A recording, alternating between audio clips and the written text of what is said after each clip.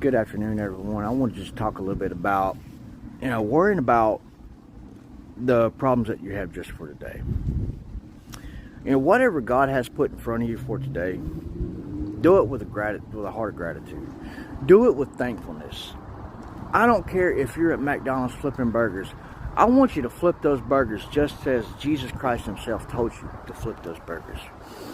I want you to serve people that food just if you're serving Jesus Christ himself that food. Whatever it is that God has for you today, do it. Here's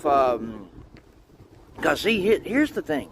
This is all a test. If you cannot handle the things of this earth, how can you handle the things of, heaven? How can you handle the heavenly mission if you can't even do the earthly mission without being miserable or sour about it? And I get it, we all get complacent sometimes, but that's because most of us are not practicing gratitude. We're not thanking God for the things in our life because, man, let me tell you something. I was homeless and strung out on drugs, about 4 or 5 years ago. And here I am. I work for a job that's basically for the federal government. We do some pretty amazing things. I'm a union worker.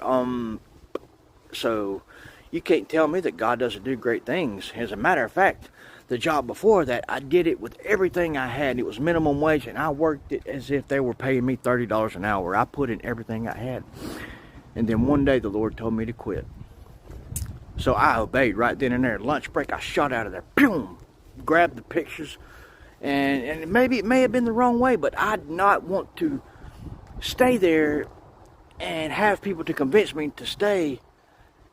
Because if I would have let them talk me into staying, I would have disobeyed God.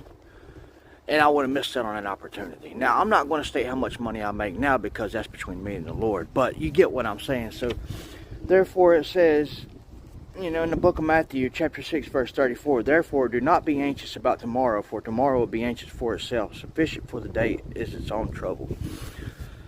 So, if you're climbing a mountain, would you focus on the top of the mountain, or would you focus on the cliff that's right in front of you that you need to grab? Hopefully you're going to focus on that. Why? Because the simple fact that you'll fall. So therefore, worry about what you got to do today. Focus on what God has before you today. It's coming. Whatever it is that God has for you, it's coming. And when he tells you to do it, you have to obey. Stop waiting for perfect timing. Perfect timing is never going to come. The perfect time is when the Lord tells you to do it. Trust me, I've been through it.